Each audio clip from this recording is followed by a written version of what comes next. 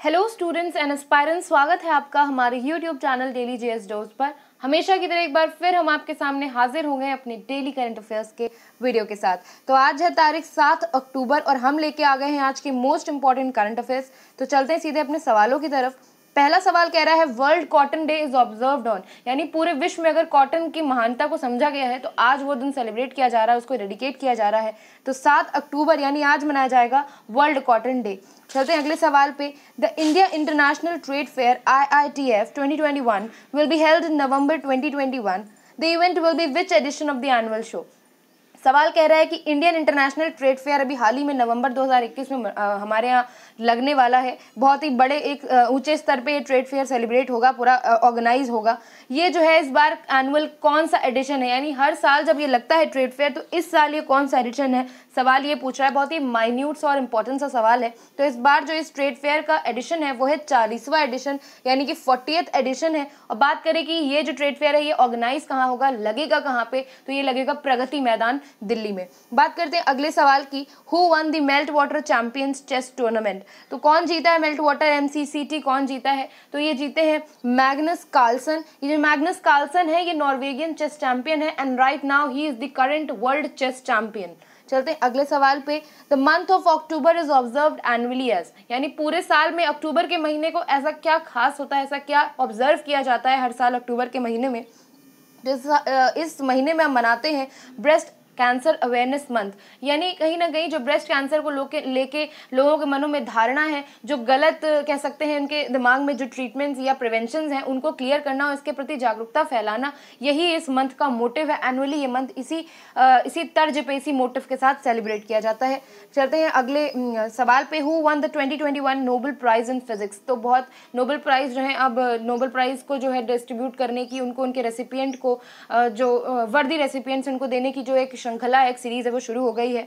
कल जो है मेडिसिन के क्षेत्र में 2 लोगों को नोबेल प्राइज दिया गया था, आर्डम पैटपोटियन और डेविड जूलियस। ये 2 लोग हैं जिनको मेडिसिन के क्षेत्र में अभी नोबेल प्राइज मिला है।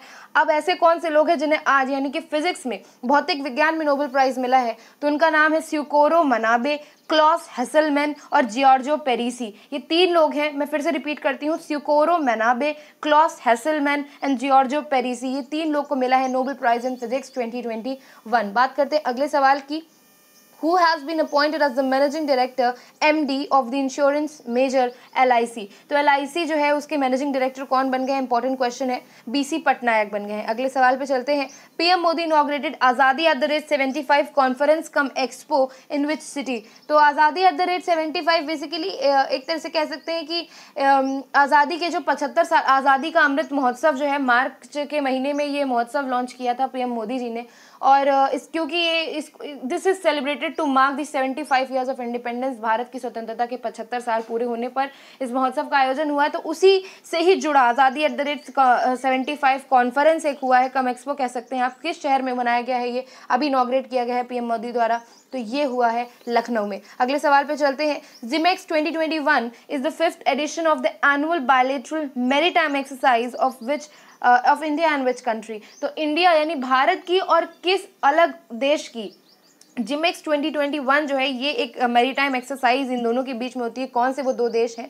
एक तो भारत है, 5th एडिशन अभी इसका हाल ही में सेलिब्रेट किया गया है। 5 से पहले 4 बार ये और भी हो चुकी है भारत और उस देश के बीच में। तो उस देश का क्या नाम है? जापान के बीच में और इंडिया के बीच में होती है जिमेक्स एक्सरसाइज। चलते हैं अगले सवाल पे। Recently dare to dream 2.0 contest हुआ ऑर्गेनाइज्ड बाय विच ऑर्गेनाइजेशन। बात करें तो इसका जो सही जवाब है वो है DRDO। तो जो DRDO है उन्होंने ये dare to dream contest organise किया था। ऑर्गेनाइज करने की वजह ये थी कि इस बार हम लोग मना रहे हैं 5th death anniversary of doctor APJ Abdul Kalam. तो उनका जो भी इमेंस एफर्ट और इमेंस उनका कंट्रीब्यूशन रहा है साइंस के क्षेत्र में, विज्ञान के क्षेत्र में भारत के लिए, उसको जो है नापना, उसको मेजर करना, बिल्कुल शब्दों में उसका वर्णन नहीं किया जा सकता। कितना उन्होंने एक एफर्टलेसली एक बहुत अच्छा एरा लेकर आए हैं वो साइंस में। तो बात कर रहे हैं कि उनका जो एक विजन था सेल्फ रिलायंस का, यानी कि आत्मनिर्भरता का, और जो जिस तरह से वो डेयर करते थे बड़े ड्रीम्स के लिए, तो वो उन्हीं की तर्ज पे, उन्हीं के ही सिद्धांतों पर चलते हुए ये डेयर टू ड्रीम 2.0 कॉन्टेस्ट जो है ऑर्गेनाइज होगा। ये एक ऐसा प्लेटफॉर्म देगा, एक ऐसा नेशनल प्लेटफॉर्म देगा इनोवेटर्स को, यंग इनोवेटर्स को, जो अपनी ड्रीम्स को और अपने कह सकते हैं कि डिसरप्टिव आइडियाज़ को रियलाइज कर सकते हैं और उन्हें इनटू वर्क ला सकते हैं। चलते हैं अगले सवाल पे। अगला सवाल कह रहा है which river has been declared as the cleanest river of India. Very important question. इसका जो नाम है वो है उम्नगोत। उम्नगोत जो रिवर है it is the cleanest river of India as such declared. अगले सवाल पे चलते हैं। Hypersonic Zircon missile relates to which country. किस देश की है ये हाइपरसोनिक जिरकॉन मिसाइल सॉरी, तो ये जो है ये है रशिया की मिसाइल है। सवाल पे Jim Corbett national park is to be renamed as. तो जिम कॉर्बेट नेशनल पार्क जो है वो उसको रीनेम किए जाने की बात हो रही है, यानी उसका दोबारा नाम जो है चेंज करने की बात हो रही है। तो इसका जो नाम चेंज किया जाएगा उसका नाम कर दिया जाएगा रामगंगा नेशनल पार्क। बात करते हैं कि जिम कॉर्बेट नेशनल पार्क ये है कहाँ, इसका लोकेशन कहाँ है, वो आप हमें कमेंट सेक्शन में बताइएगा। आपके करेक्ट आंसर को हम पिन करेंगे। चलते हैं अगले सवाल पे। Commonwealth games 2020 is to be 2022 यानी 2022 में कॉमनवेल्थ गेम्स होने वाले हैं, ये कहाँ पे होंगे सवाल ये पूछ रहा है, तो ये होंगे बर्मिंघम यूके में। चलते हैं अगले सवाल पे। विच बैंक लॉन्च द नव ई कैश। तो कौन से बैंक ने लॉन्च किया अभी नव ई कैश, तो ये लॉन्च किया गया है SBI बैंक के द्वारा, स्टेट बैंक ऑफ इंडिया। अगले सवाल पे अच्छा इसके साथ हमारे सवालों का खात्मा हो गया है, सवाल अंत हो गए। हमारे आज के जो मोस्ट इंपॉर्टेंट करंट अफेयर्स थे वो हमने डिस्कस कर लिए हैं। आगे हम अग्रसर हो गए हैं अपने अगले सेशन पे वीडियो के। जो हमारा अगला सेक्शन रहता है वो होता है वर्ड ऑफ द डे, यानी हम इसमें बात करते हैं कैसे इंग्लिश के शब्द की जो कहीं ना कहीं आपकी वोकैबुलरी बढ़ाने के साथ साथ आपको गुड कम्युनिकेशन स्किल्स में भी मदद करता है। तो आज का जो शब्द है वो है इंसीडियस। इंसीडियस की बात करें तो अगर नॉर्मल तरीके से देखा जाए तो उसका एक अर्थ होता है कि एक तरह से अननेचुरल, कोई भी चीज़ जो बहुत नेचुरल तरीके में नहीं है, जो थोड़ा सा सुपरस्टिशियस है या कपटी है, मतलब आप सुपरस्टिशन में ही नहीं ले जा सकते हैं सिर्फ इसको। इंसीडियस को आप ऐसे भी कह सकते हैं कि बेसिकली ये एक तरह का कपटी nature which is not natural, which is not normally seen in people. तो ये एक उस तरह की चीज़ होती है। इसका मीनिंग होता है स्टेल्दी। स्टेल्दी का मतलब भी यही होता है कि किसी प्रकार का एक अननेचुरल सा, अप्राकृतिक सा गुण। बात करें इसके पर्यायवाची की, सिनोनिम्स की, तो सटल और सुपरस्टिशियस जो है वो इसके वो है पर्यायवाची है। एंटोनिम की बात करें, विलोम की बात करें, तो विलोम यानी कि स्ट्रेट फॉरवर्ड, यानी कि ऐसी कोई चीज़ जो कपटी है, जो अननेचुरल है, कहीं ना कहीं उसमें कुछ सुपरस्टिशियस है, और उसका जो विलोम है वो है स्ट्रेट फॉरवर्ड, यानी कि कोई चीज़ जो बिल्कुल डायरेक्ट है, नेचुरल है, and which is normal to all. अब हम ये देखते हैं कि कैसे इस शब्द इंसीडियस को हम सेंटेंस के फॉर्म में यूज कर सकते हैं और अपने कम्युनिकेशन स्किल्स को स्ट्रॉन्ग कर सकते हैं। आइए देखते हैं। जो एग्जाम्पल है वो है harassment is a serious and Insidious problem. तो जो हरासमेंट होता है वो एक बहुत ही सीरियस और एक बहुत ही इंसीडियस प्रॉब्लम है। इंसीडियस, अब यहाँ से आपको बहुत अच्छे से स्पष्ट हो जाएगा कि मैं क्या कहने का, मैं जो अर्थ बता रही थी, मेरे कहने का क्या अर्थ मतलब था। तो बेसिकली इंसीडियस का मतलब मैंने बताया कि ऐसी चीज़ जो नेचुरल नहीं है, जो एक रेगुलर फ्लो में नहीं है, जो चीज़ कहीं ना कहीं सुपरस्टिशन से या गलत संगत से जुड़ा हुआ है। तो harassment is a serious and Insidious problem. इसी के साथ हमने खत्म किया अपना वर्ड ऑफ द डे।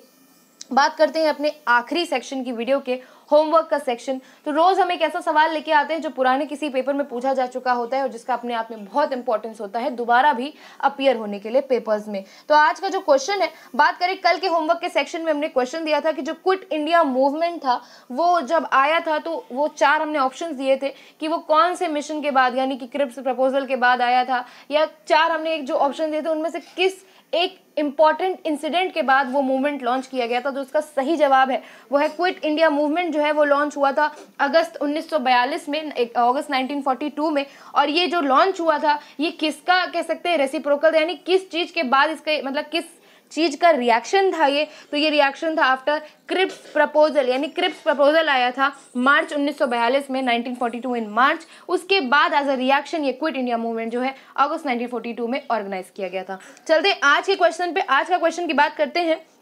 तो आज का सवाल कह रहा है कि Bhopal gas tragedy was occurred in which year. बहुत ही अच्छा सा इंपॉर्टेंट सा सवाल है, पूछ रहा है कि इन 4 सालों में जो ऑप्शंस दिए गए हैं, भोपाल गैस ट्रेजेडी जो हुई थी, भोपाल का जो गैस कांड हुआ था वो किस साल हुआ था। 1985 में, 1984, 1983 या 1982। हम कोशिश करते हैं कि हम एक ऐसा सवाल लाएं जो बहुत इंपॉर्टेंट हो और जो दोबारा भी पेपर में आने की पूरी गुंजाइश हो। पिछली बार या पहले ही सवालों में, पहले के पेपर्स में ये सवाल पूछा जा चुका होता है, इसलिए हम जो है इस क्वेश्चन को फ्रेम करके आपके लिए होमवर्क के सेक्शन में लेके आते हैं। तो इसी के साथ हमारा वीडियो खत्म हो गया है। उम्मीद करते हैं आपको ये क्वेश्चन समझ में आ गया होगा। आप इसके आंसर्स को कमेंट सेक्शन में जरूर बताएंगे।